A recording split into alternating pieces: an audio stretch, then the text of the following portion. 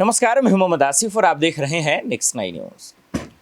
शर्म के मारे या तो डूब जाना चाहिए ऐसे मंत्रियों को, या शर्म के मारे में देश छोड़ देना चाहिए, या फिर ये कह देना चाहिए कि मेरे हाथ में नहीं है या मेरे बस में नहीं है देश में उन लड़कियों की हिफाजत करना जिसके सहारे ये देश चल रहा है।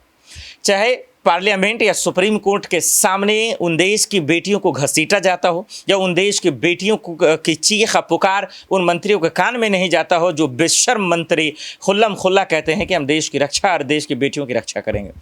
दरअसल तस्वीरें तो आपने देखा ही होगा मणिपुर का, आपने देखा होगा कि किस तरीके से वो तमाम दरिंदे, वो किस तरीके से हैवानियत और इंसानियत को शर्मसार करने वाली तस्वीरें हम सबके सामने आती है। और मोदी जी और मंत्री जी के नाम क्या ही लेना, मोदी जी आप ना बोलते वो बेहतर होता, क्योंकि आपने जो बोला उससे और भी तकलीफ चुभ रहा है। क्योंकि सिर्फ अब ये कहकर पलड़ा नहीं झाड़ सकते हैं कि मैं खुद जो है दुख मेरा पीड़ित है तमाम चीज़ें, क्योंकि ये तो नेताओं का चुचला होता ही है। क्योंकि जिस तरीके से 78 आज तो समझिए कि 80 के दिन के आसपास हो गया, जिस तरीके से तमाम बेटियां जलील और परेशान हो रही थी, जिस तरीके से वो तस्वीरें आई, उसका देखकर किसी का भी रूह कांप जाएगा। लेकिन उन लोगों के ना तो दिल पिघलेंगे जो लोग देश को बेचने में लगे हुए हैं, जो लोग बेटियों को बेचने में लगे हुए हैं, जो लोग बेटियों के खिलाफ दिन दहाड़े हो रहे दरिंदगी पर जो है वोट मांगते हैं, उन लोगों को फ़र्क नहीं पड़ेगा। क्योंकि ब्रिजभूषण का मामला हो तब भी बेटियां चीख रही थी, और मणिपुर का मामला हो तब भी बेटियां मर रही हैं। क्योंकि जो तस्वीरें हुई ना तो वो मैं आपको दिखा सकता, ना मैं उसके सामने बोल सकता हूँ, क्योंकि मुझे पता है बोलने से कोई फ़ायदा नहीं।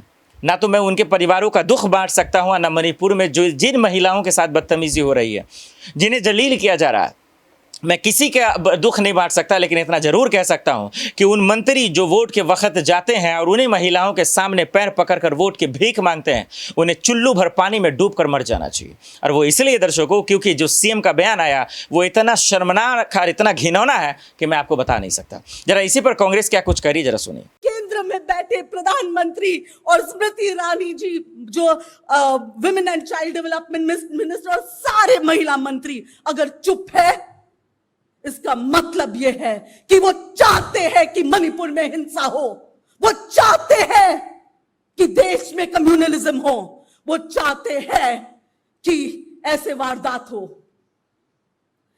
ये जो वारदात हुआ है, मैं पूरे होश और आवाज में इसकी जिम्मेदारी प्रधानमंत्री जी और स्मृति ईरानी जी होम मिनिस्ट्री पे थोप रही हूं। उनको जिम्मेदारी लेनी होगी। स्मृति ईरानी जी, मैं आपको याद दिलाना चाहती हूं, सत्ता में बैठने से पहले जब आपने ही हाउस में कहा कि ऐसे वारदातों पे, महिला रिलेटेड वारदातों पे आपको ऑल पार्टी मीट बुलानी चाहिए, आप तब के सत्ता में बैठे हुए पार्टीज को, सरकार को नसीहत दे रहे थे। अब जब आप खुद सत्ता में हो, तब आप सभी मणिपुर के इश्यूज पे चुप क्यों हो? मणिपुर में जब हमारी देश की बेटियां, क्योंकि मणिपुर की बेटी कोई मणिपुर की बेटी नहीं है, वो पूरे देश की बेटियां हैं।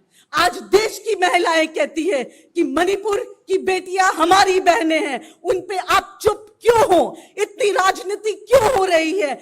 वैसे तो आपके सारे इंटेलिजेंस एजेंसीज किसी के भी घर पहुंच जाते हैं, तो मणिपुर में क्या पूरे नेटवर्क को, इंटरनेट को बंद कर दिया गया ताकि लोगों तक ये बातें नहीं पहुंचाया जाए, और ताकि आप वहां पे, आप और आपकी सरकार वहां पे ऐसे जो इंसिडेंट्स को आगे बढ़ावा देने के लिए, अगर ऐसा नहीं होता तो आपके पूरे मंत्रालय और सभी एक्शन में आ जाते।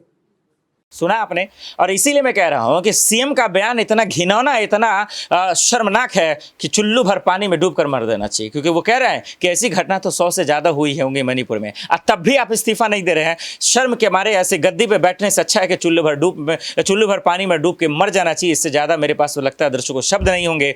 और आप देख रहे हैं कि किस तरीके से, और आप देखते हैं मानसून सत्र में इसको लेकर क्या कुछ होगा। देश दुनिया की बड़ी खबरों के लिए देखते रहे नेक्स्ट 9 न्यूज़। नमस्कार।